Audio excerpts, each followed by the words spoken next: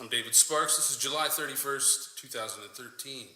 Who are we at war with? Well, that's classified. President Obama has said again and again that the U.S. is at war with Al-Qaeda, the Taliban, and their associated forces. But who exactly are those associated forces? Why? They're a secret. That's right, they're a secret. At a hearing in May, Senator Carl Levin, a Democrat from Michigan, asked the Defense Department to provide him with a current list of Al-Qaeda affiliates. The Pentagon responded, but Levin's office told ProPublica that they aren't allowed to share it. Kathleen Long, a spokeswoman for Levin, would only say that the department's answer included the information requested. A Pentagon spokesman says that revealing such a list could cause, quote-unquote, serious damage to national security. Quote, because elements that might be considered associated forces can build credibility by being listed as such by the United States, we have classified the list, said spokesman Lieutenant Colonel Jim Gregory. We cannot afford to inflate these organizations that rely on violent extremist ideology to strengthen their ranks. U.S. drone strikes and other actions frequently target quote-unquote associated forces. The law underpinning the U.S. war against Al-Qaeda is known as the Authorization for Use of Military Force, or AUMF, and it was passed 1 week after the 9/11 attacks. It doesn't actually include the words associated forces, though courts and Congress have endorsed the phrase. The NSA says it can't search its own emails. But ask the NSA, as part of a Freedom of Information request, to do a seemingly simple search of its own employees' email. The agency says it doesn't have the technology. Quote, there's no central method to search an email at this time with the way our records are set up, unfortunately, NSA Freedom of Information Act officer Cindy Blacker told ProPublica last week. The system is a little antiquated and archaic, she added. It's actually common for large corporations to do bulk searches of their employees' emails as part of internal investigations or legal discoveries. Quote, it's just baffling, says Mark Karamaneka of the Reporters Committee for the Freedom of the Press. This is an agency that's charged with monitoring millions of communications globally, and they can't even track their own internal communications in response to a FOIA request. AntiDrone militant group claims Parachinar twin blasts. A new militant group by the name of Ansar al-Mujahideen has claimed responsibility for an attack that has left at least 57 dead and around 180 injured. AntiDrone militant group claims Parachinar twin blasts. A new militant group by the name of Ansarul Mujahideen has claimed responsibility for an attack that has left at least 57 dead and around 180 injured. Speaking to Dawn.com from an undisclosed location, a spokesman for Ansarul Mujahideen, Abu Basir, said the group had been set up to respond to U.S. drone strikes. Basir said the organization was very clear about its mission, adding that with each drone attack, we will be responding with a suicide attack. We have done it and shown it. Scientists at Stanford University School of Medicine issued a report this month that said a type of stem cell alternative approved by the Vatican and other theologians is a myth. According to an essay by bioethicist Arthur Kaplan, Dr. Irving Weissman and his team have concluded that so-called very small embryonic-like VCells stem cells are at best a laboratory error and at worst a deliberate fraud perpetrated on the scientific and religious communities. In 2011, the Vatican called a press conference to present Polish stem cell biologist Mariusz Ratajczak, who claimed he discovered heretofore unknown stem cells present in adult cells.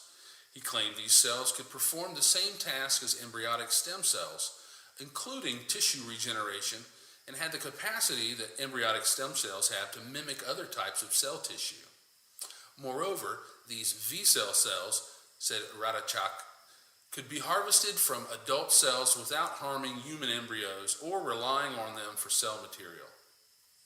The trouble is, the cells don't exist, according to Weissman, who said that his team not only hasn't been able to make V-cells perform their tissue regenerative miracles in the laboratory, they can't find them at all.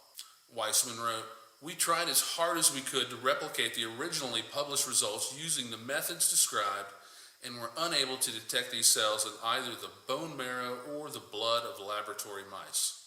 Until someone other than those tied to the power of VCells for religious or business reasons can find them, be wary of any claims about their power to heal, he added. Texas water contamination linked to fracking sites. High levels of water contamination have been discovered in water wells near a natural gas extraction site in the United States.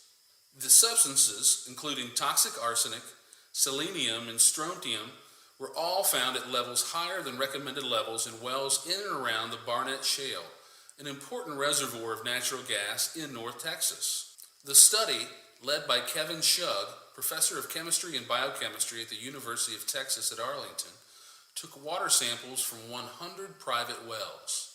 Of these, 91 were taken from wells that were within a 5-kilometer radius of a natural gas drilling site, while another 9 were taken from, quote, reference areas of more than 14 kilometers from a drilling site.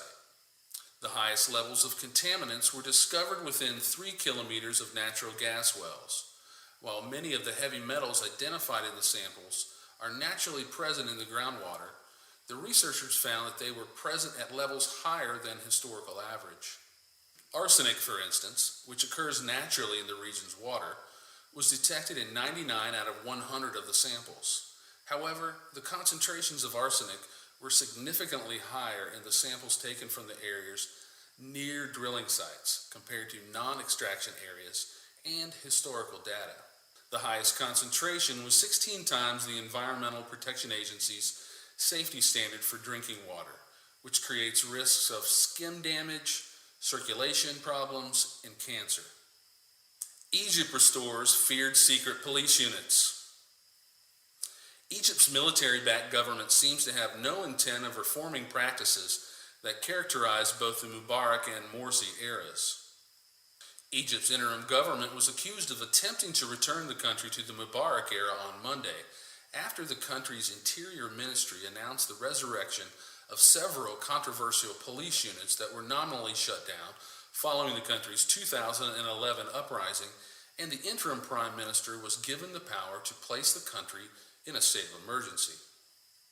Egypt's State Security Investigation Service, a wing of the police force under President Mubarak and a symbol of police oppression, was supposedly closed in March of 2011, along with several units within it that investigated Islamist groups and opposition activists. The new National Security Service, NSS, was established in its place. Following Saturday's massacre of at least 83 Islamists, Interior Minister Mohammed Ibrahim announced the reinstatement of the units and referred to the NSS by its old name. He added that experienced police officers sidelined in the aftermath of the 2011 revolution would be brought back into the fold. Two major Wall Street firms are in detailed discussions to create and sell the world's first bond backed by home rental payments, sources tell the Wall Street Journal. Blackstone Group LP is in negotiations to bundle monthly rental payments on around 1,500 to 1,700 of its homes. The private equity giant is among the firms that have spent billions buying homes out of foreclosure, an investment strategy that has helped to bolster demand and strengthen the U.S. housing market. The bond comprised of the Blackstone homes would be structured and marketed to investors by Deutsche Bank AG, the sources said.